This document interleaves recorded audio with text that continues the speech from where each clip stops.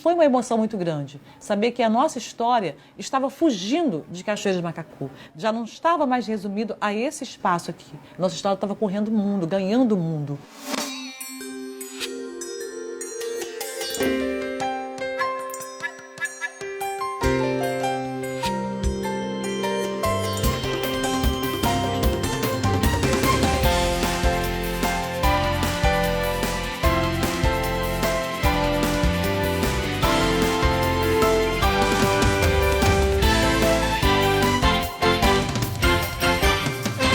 Na década de 40, o meu avô Zequinha Monteiro, ele veio para Cachoeira de Macacu procurando água. No município onde ele morava, em Santo Antônio de Pádua, as coisas já começavam a brocar, a dar bichinho, porque chegava o final de ano e muita seca, então já não tinha mais quase que o que comer e eles então resolveram vir para Cachoeira de Macacu. Aí ele trouxe a minha avó, meu pai, Zé Aranha, que todo mundo, é José Rocha, mas todo mundo conhece como Zé Aranha, e minha mãe também já vieram de lá. Meu avô Zé Barba veio bem depois do meu avô Zequinha, anos depois. E aqui nesse espaço da Cidade Alta, a gente formou o nosso quilombo urbano, segundo alguns historiadores, hoje a gente pode chamar isso de quilombo urbano. A gente participava muito de eventos religiosos dentro da Igreja Católica. Mas uma freira, amiga da gente, ela começou a perceber na igreja a discriminação. E ela nos convidou para participar do primeiro encontro que ia acontecer em Nova Iguaçu, do Grupo de União e Consciência Negra. E a partir daí a gente se descobriu, não só pele negra, mas sim cidadãos negros brasileiros, descendentes de ex-escravos, mas que tinha uma história. E que essa nossa história precisava ser revelada para o mundo. E que essa nossa história ia fazer com que a gente se descobrisse enquanto cidadãos, enquanto pessoas.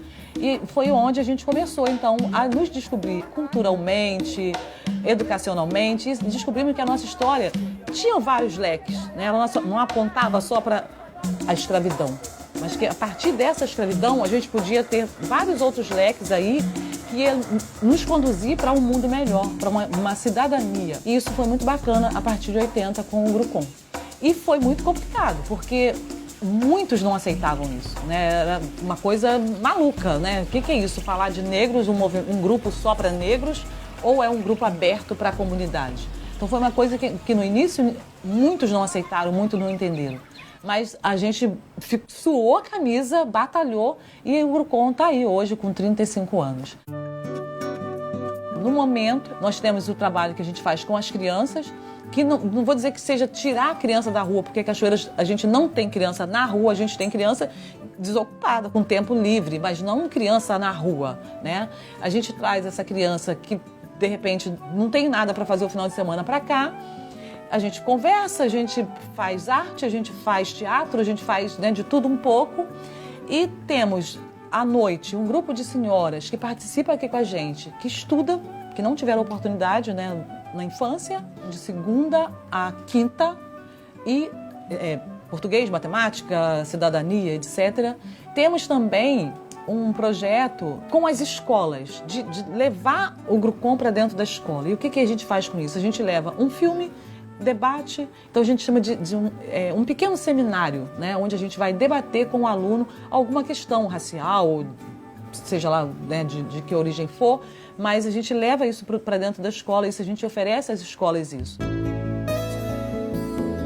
Eu conversando com a minha sobrinha Moama, eu percebi que ela não conhecia a história do meu avô Zequinha. E eu, assim, como uma apaixonada do meu avô, eu achava aquilo um absurdo a minha sobrinha não conhecer nada da história do meu avô. E eu comecei, então, a escrever algumas coisas, falando sobre meu avô para ela, e fui anotando alguma coisa que meu avô fazia, que eu achava interessante, coisas que eu vivi com ele. E a gente acabou fazendo assim, um mosaico, com conto, com fala de várias pessoas que estiveram muito próximas dele. E daí, então, saiu o vovô Zequinha, por Sereda Rocha, uma neta apaixonada. Então, eu acho que eu consegui mesclar essa história, a história do meu avô com a história de Grucom, com a história de Sereda Rocha. Minha raiz é negra, veio de Angola distante. E vovó Leontina, um pessoal que veio aqui em casa, eles se apaixonaram por nós, e quiseram conhecer mais essa história. E eles ficaram assim, tão entusiasmados que resolveram escrever, então, Vovó Leontina e participar de uma primeira mostra de Festival Negro Zózimo Bubu. E a gente concorreu com 100 artistas e ficamos em 4º lugar, né, dentro desse documentário.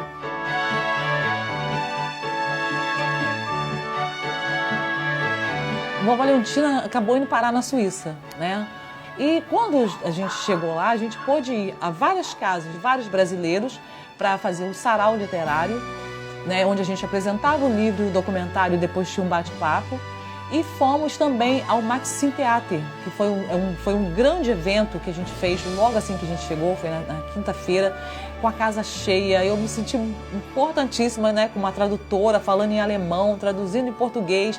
Então, assim, foi muito bacana. E quando eu vi, né, que era a minha história, que era a história da minha família que estava ali, gente, aquilo me deu assim, tipo, um choque, né? Eu fiquei meio assim, as lágrimas vieram logo, porque foi uma emoção muito grande. Saber que a nossa história estava fugindo de Cachoeira de Macacu, já não estava mais resumido a esse espaço aqui. Nossa história estava correndo o mundo, ganhando o mundo. Para a história do Grucon, para a história de Cachoeira de Macacu, isso foi muito bacana, né? E eu acho que ir para a Suíça foi grandioso demais, né? Eu acho que Cachoeira de Macacu precisa também se apropriar dessa história, se apropriar desse Grucon, se apropriar da Vovó Leontina, do Vovô Zequinha e também produzir vários saraus literários, produzir, seja ele em escola, seja ele em casa das famílias, seja ele em clube, seja no espaço onde tiver, onde puder, né? Eu acho que a gente deve seguir esse exemplo da Suíça e começar também a produzir isso em Cachoeira de Macacu. Eu sou Celeida Rocha, essa é a minha história. Qual é a sua?